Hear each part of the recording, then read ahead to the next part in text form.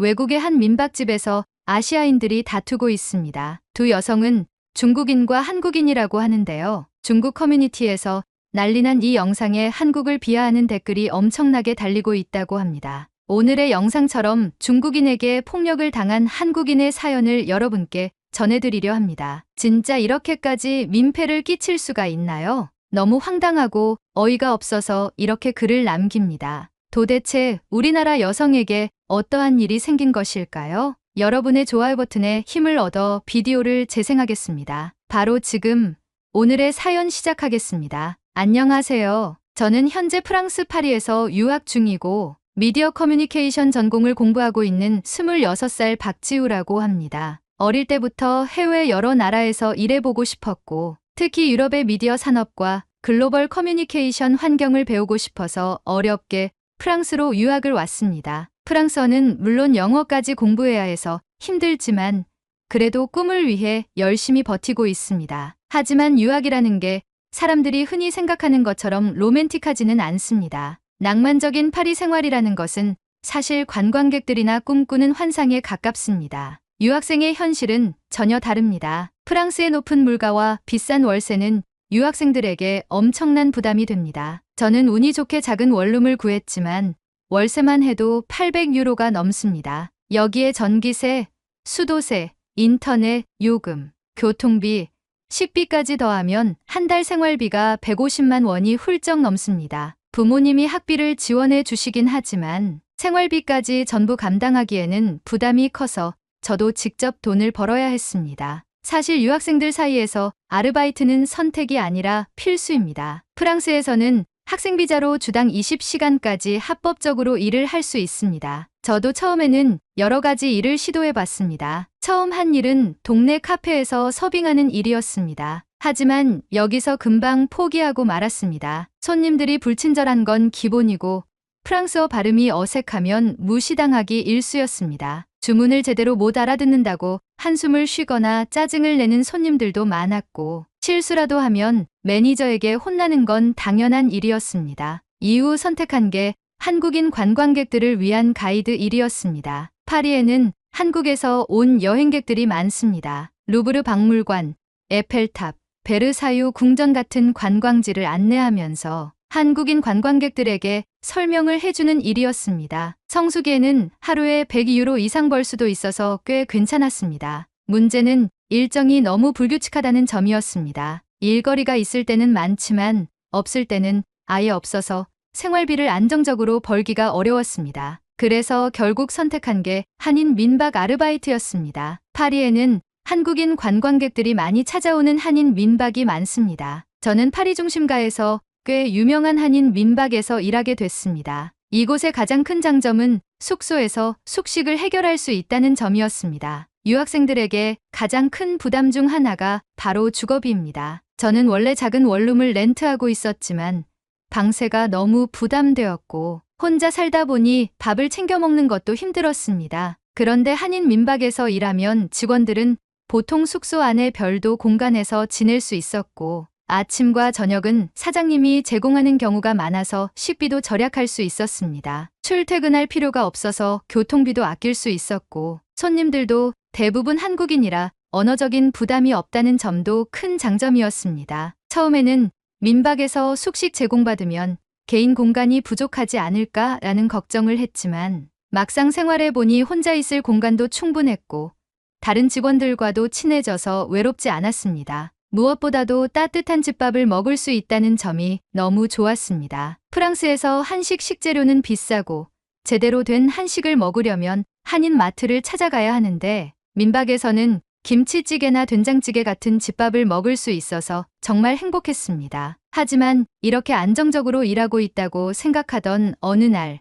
사장님께서 저에게 말을 걸었습니다. 지우야, 이번에 중국 여행객 2명이 예약했어. 체크인 도와줄 수 있지? 순간 약간 불안한 기분이 들었습니다. 사실 한인 민박에는 거의 한국인 손님만 오고 가끔 일본인이나 동남아 여행객이 오는 정도였습니다. 그런데 이번에는 중국인이 예약을 했다는 것입니다. 사장님은 크게 개의치 않으셨지만 저는 약간 걱정이 됐습니다. 사실 유럽에서 일하다 보면 중국인 관광객들이 예의 없이 행동하는 걸 많이 보게 됩니다. 카페에서도 중국인 손님들은 기본적으로 시끄러웠고, 길거리에서 새치기를 하거나 공공장소에서 큰 소리로 통화하는 걸 자주 봤습니다. 물론 모든 중국인이 그런 건 아니겠지만, 유럽에서 여행업에 종사하는 사람들 사이에서는 중국인 단체 관광객이 오면 스트레스가 엄청난 게 사실이었습니다. 설마 우리 민박에서도 문제를 일으키는 건 아니겠지 하는 생각을 했습니다. 하지만 그 생각이 완전히 틀렸다는 걸 깨닫는 데는 하루도 걸리지 않았습니다. 저는 최대한 긍정적으로 생각하려고 하였습니다. 모든 중국인 여행객이 문제를 일으키는 것은 아닐 것이고 사람에 따라 다를 수도 있다고 여겼습니다. 하지만 저의 걱정은 체크인 첫날부터 현실이 되었습니다. 중국인 여행객 2명은 저녁 8시쯤 도착하였습니다. 프랑스는 여름이면 해가 늦게 지지만 겨울에는 오후 5시만 되어도 어두워집니다. 이미 한인 민박의 다른 손님들도 여럿 머물고 있었고 숙소는 조용한 분위기였습니다. 저는 미리 준비해둔 체크인 서류와 방키를 들고 로비에서 그들을 맞이하였습니다. 처음 본 순간부터 불안한 느낌이 들었습니다. 두 사람 다 커다란 캐리어를 2개씩 끌고 있었는데 숙박 일수를 보니 겨우 사흘이었습니다. 짐이 너무 많다는 생각이 들었지만 여행 스타일이 사람마다 다를 수도 있으니 대수롭지 않게 넘겼습니다. 문제는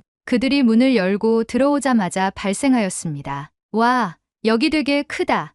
사진이랑 똑같아. 그들은 마치 자기 집에 온 듯 큰 소리로 떠들며 안으로 들어왔습니다. 문제는 다른 손님들이 이미 로비에 있었다는 점이었습니다. 조용히 책을 읽던 여성 손님이 깜짝 놀라 고개를 들었고 맞은편에서 노트북으로 작업하던 여행객 한 명도 인상을 찌푸렸습니다. 저는 당황했지만 최대한 친절한 미소를 유지하며 체크인 안내를 시작하였습니다. 어서 오세요. 여권 확인 부탁드립니다. 그들은 저를 힐끗 보더니 대뜸 말을 쏟아냈습니다. 너 중국어 할 줄 알아? 저는 영어와 프랑스어, 그리고 약간의 중국어를 할 줄 알았지만 일부러 한국어로 대답하였습니다. 아닙니다. 여기서는 한국어 또는 영어로 안내해 드리고 있습니다. 그러자 그들은 짜증이 난 듯 중국어로 웅성거리더니 겨우 여권을 꺼내 주었습니다. 저는 예약 정보를 확인한 뒤 숙소 이용 규칙을 설명하기 시작하였습니다. 여기는 한국인들이 주로 이용하는 한인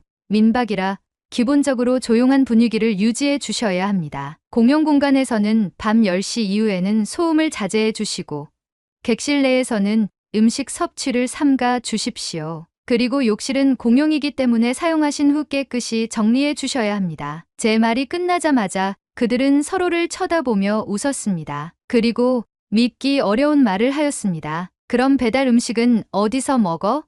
한국인들 배달 좋아하잖아. 저는 순간 당황하였습니다. 우리 민박에서는 배달 음식을 시켜 먹는 것이 금지되어 있었습니다. 아침과 저녁은 사장님이 직접 준비해 주시고 따로 음식을 먹고 싶으면 근처 식당을 이용해야 했습니다. 이유는 간단하였습니다. 한 번 배달 음식을 허용하면 숙소 곳곳에 음식물이 남아 위생 문제가 발생할 수 있었기 때문이었습니다. 죄송하지만 배달 음식은 숙소 내에서 드실 수 없습니다. 근처 맛집을 안내해 드릴 수 있습니다. 하지만 그들은 이미 제 말을 듣지 않고 있었습니다. 아이, 상관없어. 여기 한국인들도 몰래 먹고 있을걸? 저는 그 말을 듣고 직감하였습니다. 이 손님들은 규칙을 지킬 생각이 없다는 것을. 체크인을 마치고 방을 안내하였지만 문제는 계속해서 발생하였습니다. 방에 들어간 지 불과 10분도 지나지 않아 문이 벌컥 열리더니 한 명이 뛰어나왔습니다. 이거 왜 이렇게 좁아요? 사진보다 작잖아요. 저는 순간 무슨 말인가 싶어 확인하러 갔습니다. 그들이 배정받은 방은 원래 2인실로 우리 민박에서도 가장 인기 있는 객실이었습니다. 그런데 그들은 불만이 가득한 표정으로 저를 쳐다보며 불평을 늘어놓았습니다. 우린 트윌룸인 줄 알았는데 더블 침대 하나밖에 없잖아요. 이거 환불해 주세요. 저는 당황스러워 예약 내역을 다시 확인하였습니다. 그들이 예약한 객실은 분명 더블룸이었습니다. 예약할 때 객실 사진과 설명이 명확하게 나와 있었는데 이제 와서 방을 바꿔 달라고 요구하는 것이었습니다. 죄송하지만 현재 다른 객실은 만실이라 변경이 어렵습니다. 예약하실 때 더블룸으로 선택하셨고 웹사이트에도 명시되어 있습니다. 그러자 그들은 중국어로 투덜거리며 불만을 표하였습니다. 그중 한 명은 짜증이 난 듯 캐리어를 열고 옷을 꺼내다가 갑자기 제 쪽을 바라보며 황당한 말을 내뱉었습니다. 이불 더 있어요? 이거 너무 얇은데. 저는 순간 말을 잃었습니다. 민박에서 제공하는 이불은 두꺼운 편이었고 다른 손님들도 불만을 제기한 적이 없었습니다. 그런데 이들은 무슨 이유에서인지 계속 트집을 잡고 있었습니다. 현재 기본 제공되는 이불 외에는 추가 이불이 없습니다. 혹시 춥다면 난방 온도를 조절해 드릴 수 있습니다. 하지만 그들은 마치 제 말이 귀찮다는 듯 듣는 둥 마는 둥 하며 방으로 들어갔습니다. 방으로 들어가며 한국인 어쩌고 저쩌고 하는 소리를 흘리며 방문을 꽝 하고 닫았습니다. 저는 한숨을 쉬고 방에서 나왔습니다. 체크인부터 이러니 앞으로 사흘 동안 어떤 일이 벌어질지 감이 잡히지 않았습니다. 그러나 이것은 단지 시작일 뿐이었습니다. 이들의 민폐 행동은 그날 밤부터 본격적으로 시작되었습니다. 한 손님이 샤워를 하려고 욕실에 갔다가 깜짝 놀라 돌아와서 저에게 말하였습니다. 지우 씨, 화장실 바닥이 너무 젖어 있는데요. 수건이라도 깔아야 할 것 같아요. 저는 곧바로 욕실을 확인하러 갔습니다. 문을 열자마자 바닥이 흠뻑 젖어 있는 게 보였습니다. 중국인 여행객들은 샤워를 하면서 문을 닫지 않고 사용한 듯 했습니다. 세면대 주변에는 물이 흘러넘쳐 있었고 슬리퍼를 신지 않으면 들어가기 어려울 정도였습니다. 저는 속으로 생각하였습니다. 이 손님들, 과연 내일까지 아무 문제 없이 넘어갈 수 있을까? 그러나 그 기대는 몇 시간 만에 완전히 무너지고 말았습니다. 다음 날 아침, 저는 평소보다 일찍 눈을 떴습니다. 사실 정확히 말하면 원치 않게 깨어나고 말았습니다. 그 이유는 간단했습니다. 전날 밤 중국인 손님들이 복도에서 시끄럽게 통화를 하며 떠들어대는 바람에 제대로 잠을 이루지 못했기 때문이었습니다. 처음에는 여행에서 돌아와 흥분된 상태라서 그럴 수도 있겠다고 생각하고 참으려고 했습니다. 하지만 새벽 2시가 넘어서도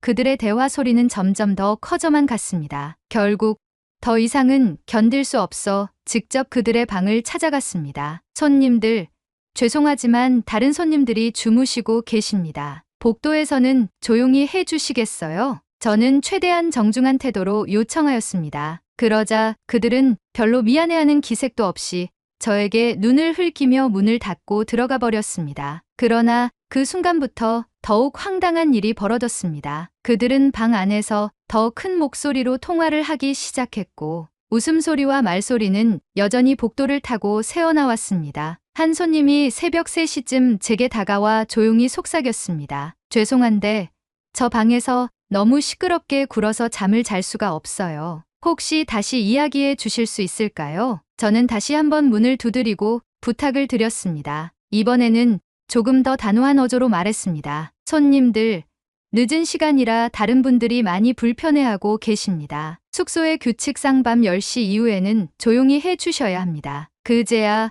그들은 마지못해 조용해졌습니다. 그러나 저는 이미 잠에서 완전히 깨어버려 피곤한 몸을 이끌고 새벽까지 뒤척여야 했습니다. 그렇게 겨우 잠이 들었는데 아침이 되자 또 다른 문제가 발생하였습니다. 아침 식사는 보통 오전 7시 반부터 제공되었는데 그날따라 부엌에서 유난히 큰 소음이 들려왔습니다. 조식을 준비하던 사장님께서 다급하게 저를 불렀습니다. 지우 씨, 빨리 와봐요. 놀란 마음에 부엌으로 뛰어갔더니 그곳에서는 믿을 수 없는 광경이 펼쳐져 있었습니다. 중국인 손님 2명이 냉장고를 열어두고 마음대로 음식을 꺼내 먹고 있었던 것입니다. 원래 조식으로 제공되는 반찬들과 밥, 국이 따로 준비되어 있었지만 그들은 마치 자기 집인 양 냉장고를 뒤지며 추가 반찬을 꺼내고 심지어 사장님이 따로 보관해둔 재료들까지 손을 대고 있었습니다. 이거 우리가 먹어도 되죠? 저는 순간 당황하여 말이 나오지 않았습니다. 사장님께서는 차분한 목소리로 말씀하셨습니다. 손님들, 냉장고 안의 음식들은 자유롭게 꺼내 드시는 것이 아닙니다. 조식으로 제공되는 음식만 드실 수 있습니다. 그러나 그들은 별로 개의치 않는다는 듯 웃으며 대답했습니다. 아, 몰랐어요. 그런데 어차피 여기 있는 거 다 같은 거 아니에요? 우리는 아침을 좀 많이 먹어야 해서요. 사장님께서는 깊은 한숨을 내쉬며 조용히 말씀하셨습니다. 일단 준비된 음식만 드시고 필요한 것이 있으면 저희에게 말씀해 주세요. 직접 냉장고를 여는 것은 안 됩니다. 그제야 그들은 마지못해 냉장고를 닫고 테이블로 돌아갔습니다. 그러나 이것으로 끝이 아니었습니다. 아침 식사를 마친 후 다른 손님들은 설거지를 하고 자리를 정리하는 것이 일반적이었습니다. 하지만 이들은 아무것도 치우지 않은 채 자리에서 일어나 버렸습니다. 사장님께서 식기 반납 부탁드립니다 라고 정중하게 요청하자 그들은 우리는 호텔에서도 설거지 안 해요 라고 대답하며 웃었습니다. 결국 제가 그들이 남긴 식기를 치우고 설거지를 해야 했습니다. 그날 오전 그들은 파리 시내 관광을 나갔습니다. 저는 적어도 몇 시간 동안은 조용하겠구나 라고 생각하며 안도의 한숨을 내쉬었습니다. 하지만 그것도 잠시 오후에 그들이 숙소로 돌아오자 또 다른 문제가 발생하였습니다. 그들은 복도에서 신발을 벗어놓고 객실로 들어갔는데 그 신발에서 악취가 심하게 났습니다. 한 손님이 저에게 조용히 다가와 말했습니다. 죄송한데 복도에 두신 신발에서 냄새가 좀 심하게 나네요. 혹시 저희 방까지 냄새가 들어오지는 않을까요? 저는 난감한 표정을 지으며 곧바로 중국인 손님들의 방을 찾아갔습니다. 문을 두드리고 정중하게 말씀드렸습니다. 손님들, 실례지만 복도에 신발을 두시면 안 됩니다. 개인 공간 안에 보관해 주세요. 그러자 그들은 어이없다는 표정을 지으며 대답했습니다. 아니, 신발을 방 안에 두면 냄새가 나잖아요. 저는 순간 말문이 막혔습니다. 하지만 억지로 감정을 누르고 다시 설명했습니다. 죄송하지만 여기는 공용 공간이라 모든 손님들이 이용하십니다. 신발은 반드시 객실 안에 보관해 주시기 바랍니다. 결국 그들은 마지못해 신발을 방 안으로 들여놓았습니다. 하지만 저를 바라보는 그들의 표정은 마치 이런 것도 못 참느냐는 듯했습니다. 그렇게 하루가 지나가고 저는 이미 기진맥진한 상태였습니다. 그런데 저녁이 되자 마지막으로 결정적인 사건이 터지고 말았습니다. 밤 9시쯤 저는 민박 1층에서 정리 업무를 하고 있었습니다. 그런데 갑자기 위층에서 이상한 냄새가 풍겨왔습니다. 무언가 탄 듯한 냄새였습니다. 순간 불길한 예감이 들어 급히 2층으로 올라갔습니다. 중국인 손님들의 방 문이 살짝 열려 있었고 안에서는 연기가 새어나오고 있었습니다. 저는 당황하여 문을 두드렸습니다. 손님, 안에서 무슨 일이 있나요? 그러자 그들이 문을 열었고 방 안에서 저는 더 큰 충격을 받았습니다. 그들은 방 안에서 전기 포트로 즉석 라면을 끓이고 있었던 것이었습니다. 더 놀라운 것은 포트 안에 라면과 수프를 함께 넣고 끓이고 있었으며 물이 넘쳐 전기 코드 근처까지 흘러갔다는 점이었습니다. 그 순간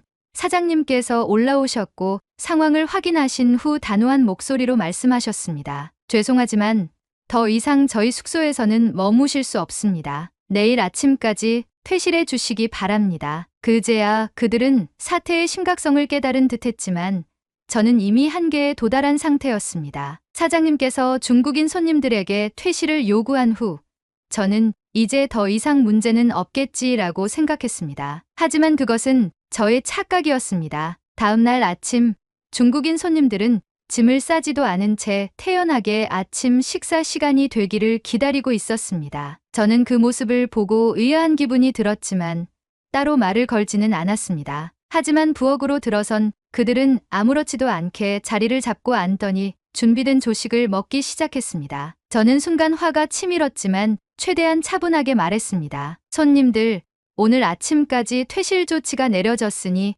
조식은 제공해 드릴 수 없고요. 퇴실해 주셔야겠습니다. 그러자 한 명이 어이없다는 듯 웃으며 대답했습니다. 우리는 돈을 냈어요. 여기에서 제공하는 서비스는 끝까지 받아야죠. 저는 황당한 표정으로 사장님을 바라보았습니다. 사장님도 어이없어 하시며 단호하게 말씀하셨습니다. 죄송하지만 더 이상 숙박이 불가능하시기 때문에 조식 이용도 어렵습니다. 다른 손님들도 계시니 이제 그만 자리에서 일어나 주십시오. 하지만 그들은 자리에서 일어날 생각조차 하지 않았습니다. 오히려 더 느긋한 태도를 취하기 시작했고 그중 한 명은 밥그릇을 든 채 저를 노려보며 말했습니다. 우리는 서비스가 엉망인 곳에서 묵었어요. 이 정도는 당연히 보상받아야 해요. 순간 저도 모르게 분노가 치밀어 올랐습니다. 저는 며칠 동안 쌓인 스트레스를 억누르지 못하고 그들에게 한 걸음 다가가 말했습니다. 도대체 언제까지 이기적인 행동을 하실 겁니까?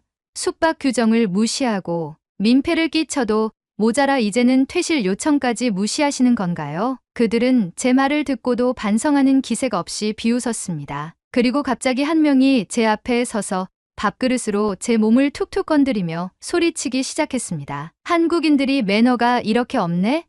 난 손님이라고. 아침밥 가져와. 저는 더 이상 참을 수 없었습니다. 그의 손을 쳐내며 소리쳤습니다. 그만하세요. 그 순간 밥그릇이 바닥으로 떨어지며 쨍그랑 소리를 냈습니다. 바닥에는 깨진 그릇 조각이 널브러졌고 민박집 안은 정적에 휩싸였습니다. 그러자 제 앞에 섰던 중국인은 저에게 무차별 폭력을 행사하기 시작했고 저는 그것을 뿌리치기 위해 대응해야만 했습니다. 다른 숙박객들이 놀란 얼굴로 우리를 바라보았고 사장님도 당황한 기색이 역력하셨습니다. 그러나 중국인 손님들은 당황하기는커녕 오히려 저를 위협하듯 다가오며 소리를 질렀습니다. 폭력이다. 폭력 행사했어. 저는 황당해서 말문이 막혔습니다. 제가 먼저 손을 친 것은 맞지만 그들이 먼저 도발한 것이었고 저는 그들의 행동에 대응을 한 것뿐이었습니다. 하지만 그들은 마치 기다렸다는 듯 휴대전화를 꺼내 저를 촬영하기 시작했어요. 이거 찍어. 한국인이 중국인을 차별하고 무차별 폭력을 행사했다고 경찰에 신고할 거야. 그들은 서로 중국어로 빠르게 대화를 나누더니 이내 휴대전화를 들고 경찰에 신고하겠다고 소리를 질렀습니다. 중국 대사관에도 연락하자. 여기 한국인은 우리를 차별하고 폭력을 행사했어.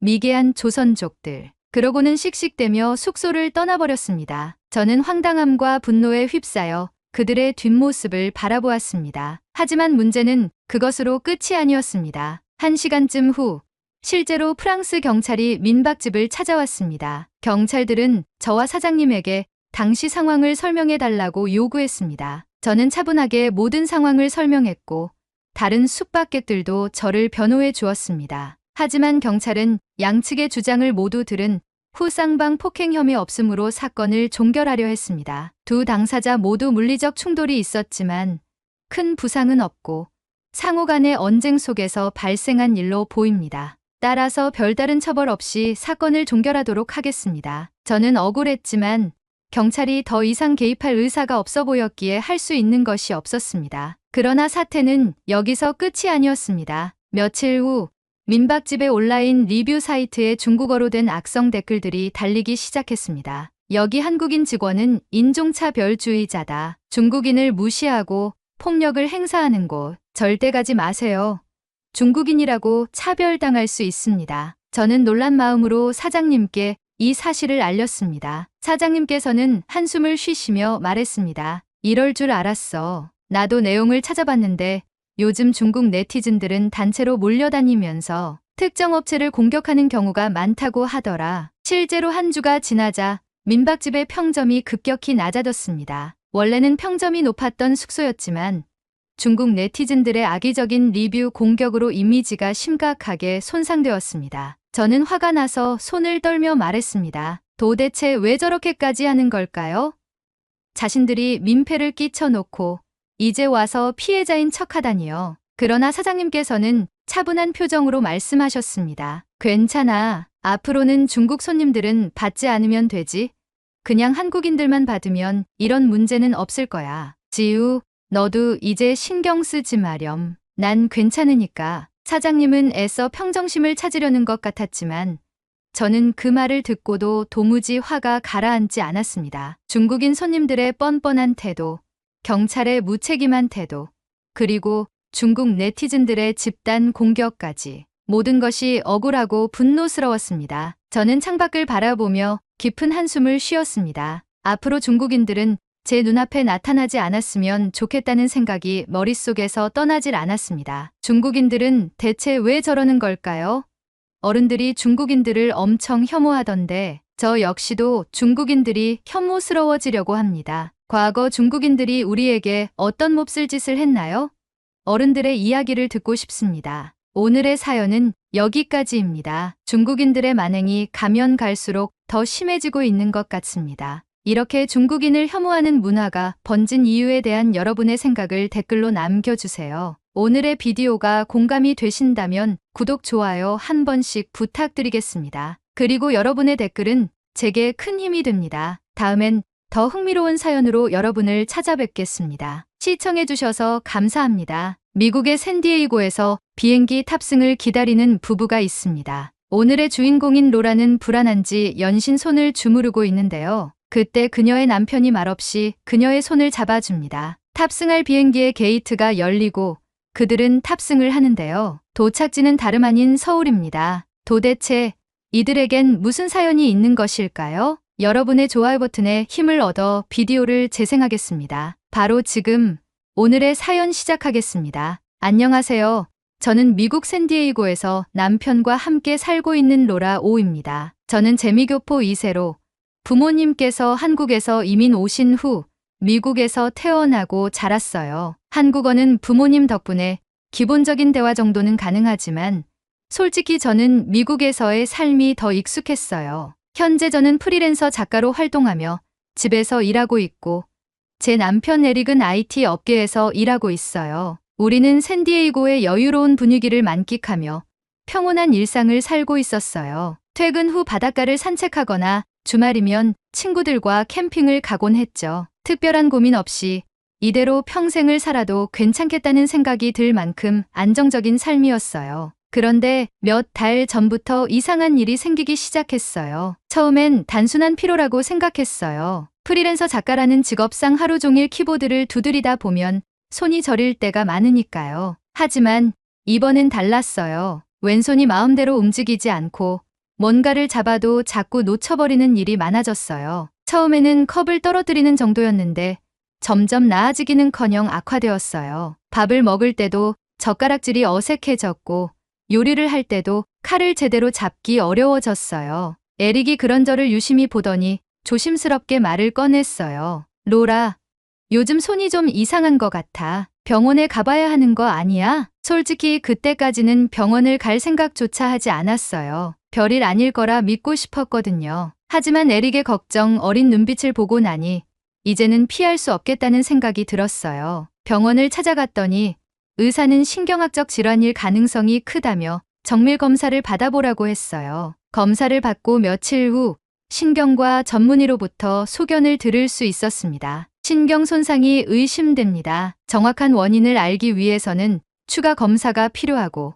경우에 따라서는 수술이 필요할 수도 있습니다. 그 말을 듣는 순간 머릿속이 하얘졌어요. 수술이라는 단어 자체가 너무 두려웠어요. 게다가 의사는 수술을 해도 완치가 보장되는 건 아니라고 했어요. 더 큰 문제는 바로 치료비였어요. 미국의 의료비가 비싸다는 건 익히 알고 있었지만 막상 제 일이 되니 실감이 났어요. 보험이 있긴 했지만 부담해야 할 금액이 어마어마했어요. 수술만 해도 수만 달러가 필요했고 이후 재활 치료까지 감안하면 감당하기 어려운 수준이었어요. 병원을 나와 집으로 돌아온 후 저는 아무 말도 할 수 없었어요. 에릭도 깊은 고민에 빠진 얼굴이었어요. 우리는 이 문제를 어떻게 해결해야 할지 몰랐어요. 로라, 우리가 선택할 수 있는 다른 방법이 있을까? 그날 밤 저는 한인 커뮤니티를 뒤지며 비슷한 경험을 가진 사람들의 이야기를 찾아보기 시작했어요. 그러던 중 한국에서는 신경치료를 전문으로 하는 대형 병원이 있다는 글을 발견했어요. 미국에서 치료를 받으려다가 한국으로 가서 훨씬 저렴한 비용으로 성공적인 치료를 받았습니다. 한국의 의료 시스템이 훨씬 체계적이고 의사들도 환자에게 세세하게 설명해줘요. 솔직히 처음에는 반신반의했어요. 아무리 한국의 의료 기술이 뛰어나다고 해도 내가 지금 미국에서 치료를 받는 것보다 나을까? 먼 거리를 이동해야 하는데 그게 과연 현실적으로 가능한 선택일까? 그런데 게시글을 읽으면 읽을수록 한국에서 치료를 받은 한인들의 후기가 놀라웠어요. 어떤 사람은 미국에서 치료를 포기하려다 한국에서 훨씬 저렴한 비용으로 성공적인 치료를 받았다고 했고, 또 다른 사람은 한국의 병원 시스템이 미국보다 훨씬 체계적이라 만족스러웠다고 했어요. 저는 곧바로 부모님께 전화를 걸어 의견을 물어봤어요. 부모님께서는 오히려 한국에서 치료를 받는 것이 더 좋은 선택일 수도 있다며 한국에 있는 친척들에게도 도움을 요청해 보겠다고 하셨어요. 남편 에릭과도 이야기를 나눴어요. 처음엔 한국까지 가서 치료를 받는 게 과연 현실적인 선택일지 고민했지만 에릭은 오히려 적극적이었어요. 한국에서 치료를 받을 수 있다면 한번 가보는 게 좋지 않을까?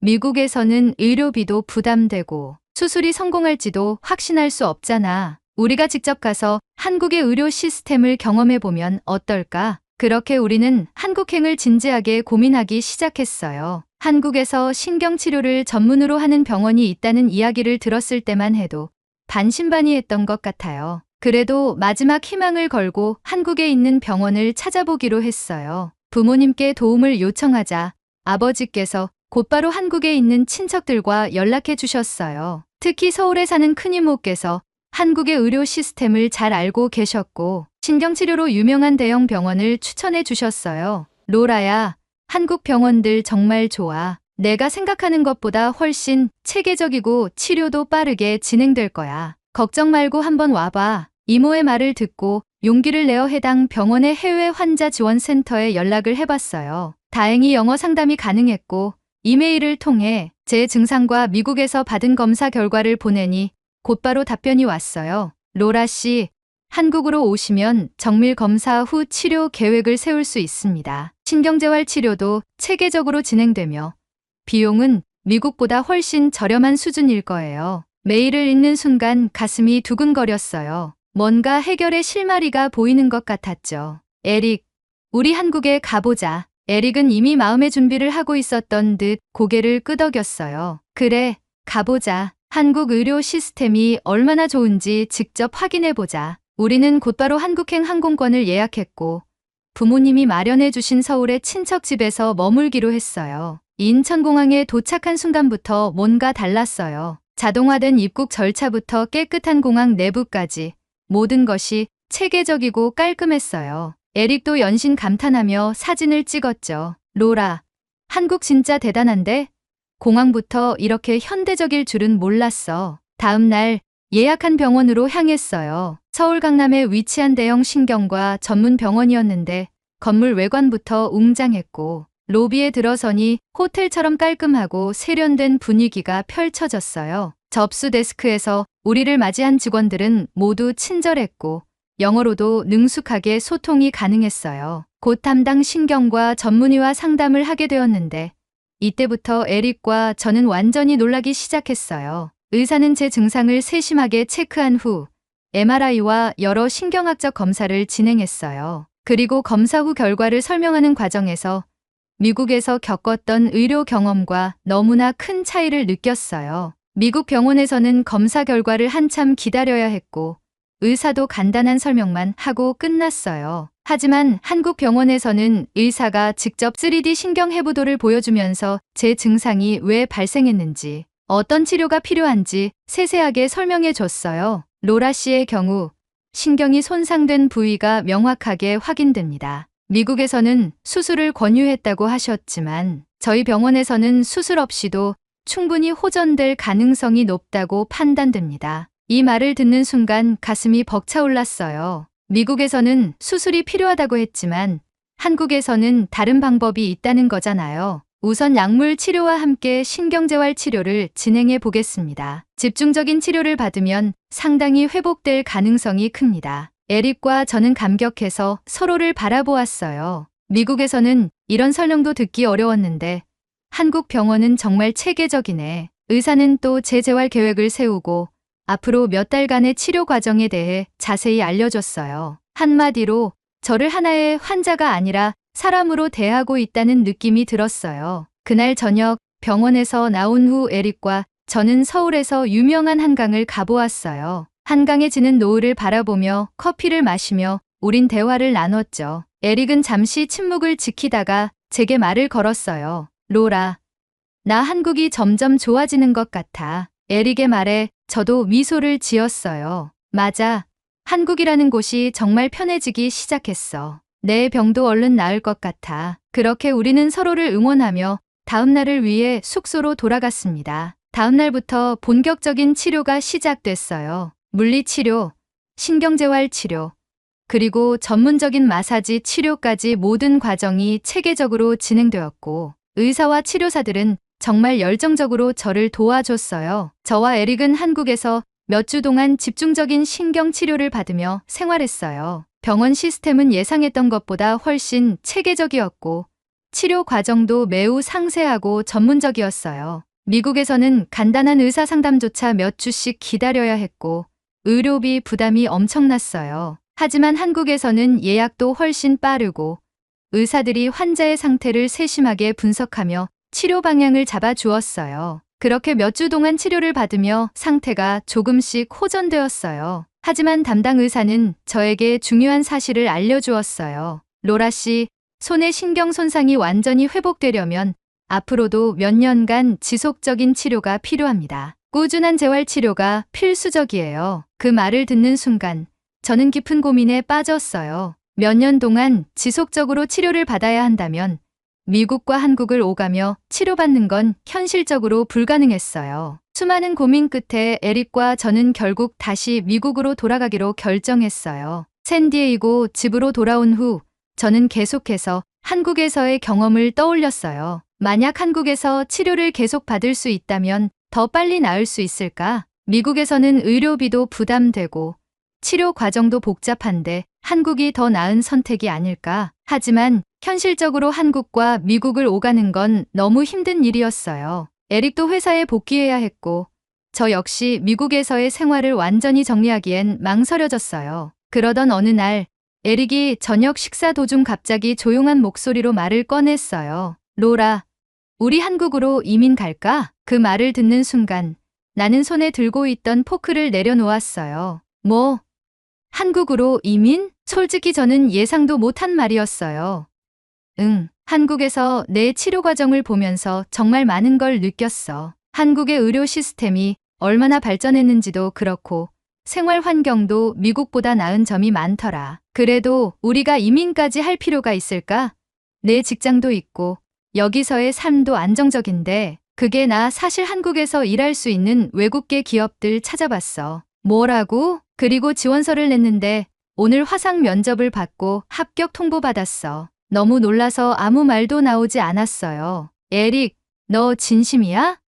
응. 한국에서 살면서 내 치료를 도울 수 있다면 그게 우리가 선택할 수 있는 최선의 방법이 아닐까?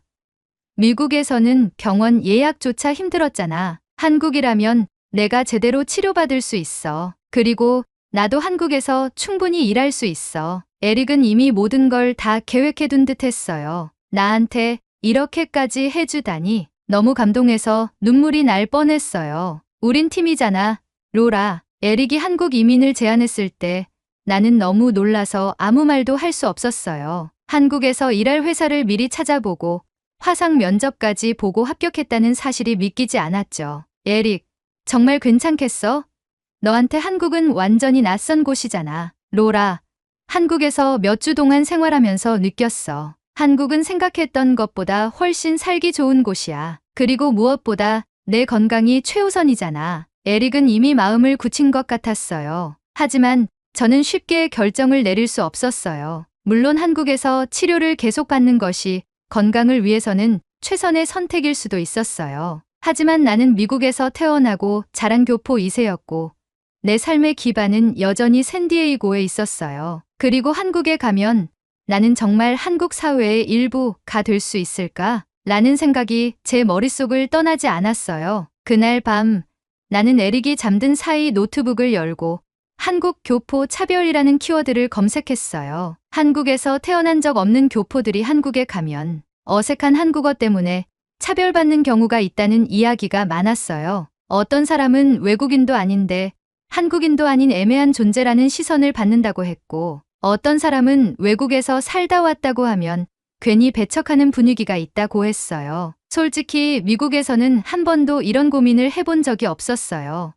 샌디에이고에서는 내가 미국인이나 다름없었고 친구들도 모두 나를 미국 사람으로 봤으니까요. 내가 정말 한국에서 잘 적응할 수 있을까? 혹시 내가 한국에서 어설픈 한국인 취급을 받는다면? 혹시 에릭이 한국에서 외국인이라서 어려움을 겪는다면? 갑자기 온갖 걱정이 밀려오기 시작했어요. 다음 날 나는 부모님께 전화를 걸어 우리의 계획을 말씀드렸어요. 엄마, 우리 한국으로 이민 가볼까 해. 소화기 너머로 부모님은 놀란 기색이었어요. 정말?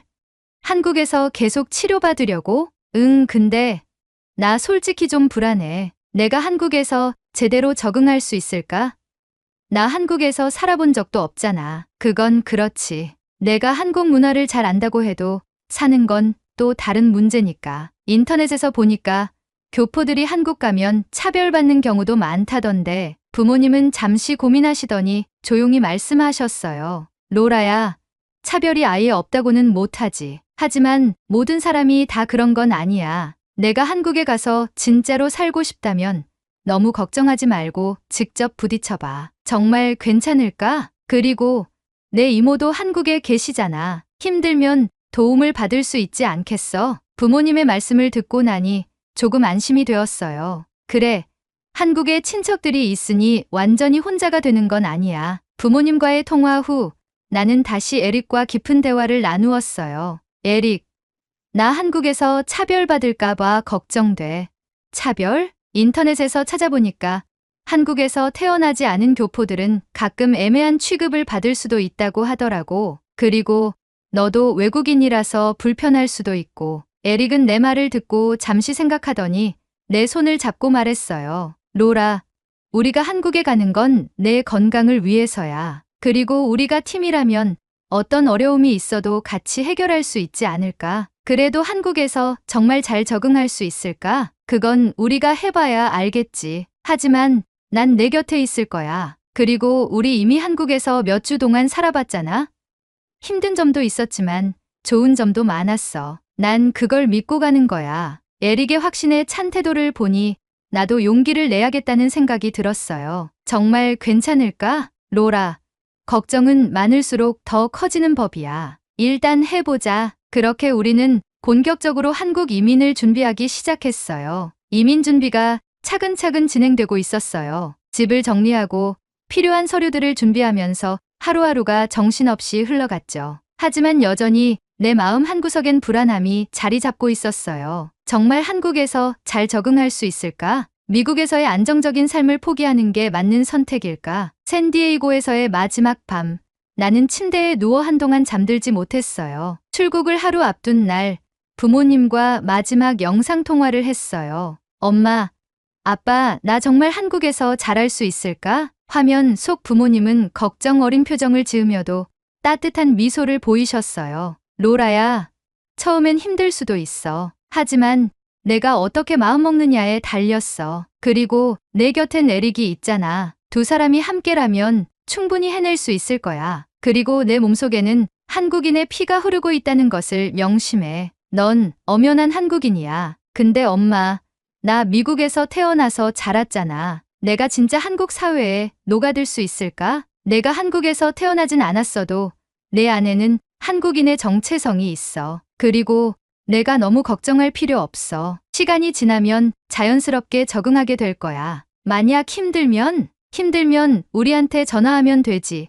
아버지는 웃으며 말씀하셨어요. 그 말을 듣고 나니 조금은 안심이 됐어요. 한국 가서도 자주 연락할게요. 당연하지. 그리고 내 이모랑 친척들도 있으니까 어려운 일 있으면 언제든 도움을 받아. 나는 부모님과의 통화를 마치고 깊은 한숨을 내쉬었어요. 이제 정말 떠날 시간이 다가오고 있었어요. 출국을 하루 앞두고 샌디에이고에서 친한 친구들과 마지막으로 만났어요. 한국에서 산다고?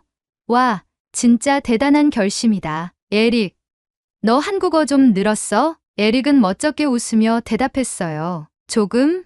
하지만 아직 갈 길이 멀어. 친구들은 아쉬워하면서도 우리를 응원해 줬어요. 그래도 한국에서 살면 요즘 유행하는 맛있는 음식 많이 먹겠네. 불닭볶음면, 삼겹살, 양념치킨 부럽다. 맞아. 대신 너희가 한국 놀러 오면 내가 맛집 투어 시켜줄게. 우리는 그렇게 웃으며 마지막 밤을 보냈어요. 하지만 집으로 돌아오는 길, 나는 갑자기 울컥하는 감정을 느꼈어요. 이곳에서의 삶이 너무 익숙했고 떠나는 것이 쉽지만은 않았어요. 드디어 출국하는 날이 되었어요. 우리는 부모님과 마지막으로 영상통화를 하며 인사를 나눴어요. 도착하면 바로 연락해. 응. 엄마, 걱정 마세요. 에릭과 나는 공항에서 수속을 마친 후 비행기에 올랐어요. 비행기 안에서 창밖을 바라보면서 나는 다시 한번 여러 감정이 뒤섞이는 걸 느꼈어요. 두려움, 설렘, 기대, 걱정. 하지만 무엇보다 가장 크게 자리 잡은 감정은 희망이었어요. 잘할 수 있을까? 내가 에릭을 믿듯. 에릭도 나를 믿고 있잖아. 이제는 나도 내 선택을 믿어야겠다고 생각했어요. 인천공항에 도착한 우리는 한국에 있는 이모와 친척들의 환영을 받았어요. 로라야, 드디어 왔구나. 에릭, 한국에 온 거 환영해. 에릭은 어색하지만 정성껏 인사했어요. 안녕하세요. 만나서 반갑습니다. 이모는 우리를 데리고 임시거처로 이동했고 다음 날부터 본격적으로 병원 진료와 집 구하기를 시작했어요. 에릭도 한국에서의 생활을 적극적으로 즐기려 했어요. 그는 출근 전부터 한국어 학원에 등록했고 한글 마스터라는 목표를 세웠어요. 출근 첫날 그는 동료들에게 한국어로 인사를 건넸다고 했어요. 안녕하세요.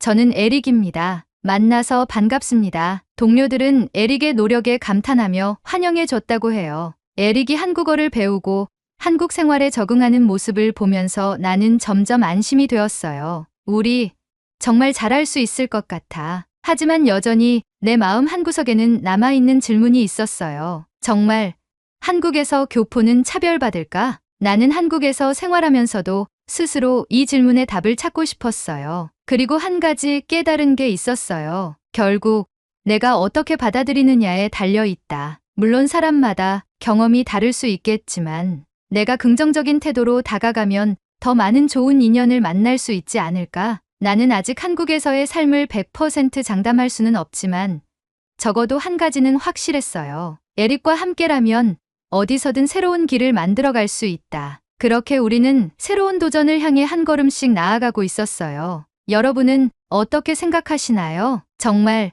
한국에서 교포는 차별받을까요? 오늘의 사연은 여기까지입니다. 한국의 첨단 의료 시스템이 수많은 사람들에게 힘이 되는 감동적인 이야기네요. 한인들의 역이민에 대해서 어떻게 생각하시는지 여러분의 생각을 댓글로 남겨주세요. 오늘의 비디오가 공감이 되신다면 구독, 좋아요 한 번씩 부탁드리겠습니다. 그리고 여러분의 댓글은 제게 큰 힘이 됩니다. 다음엔 더 흥미로운 사연으로 여러분을 찾아뵙겠습니다. 시청해주셔서 감사합니다.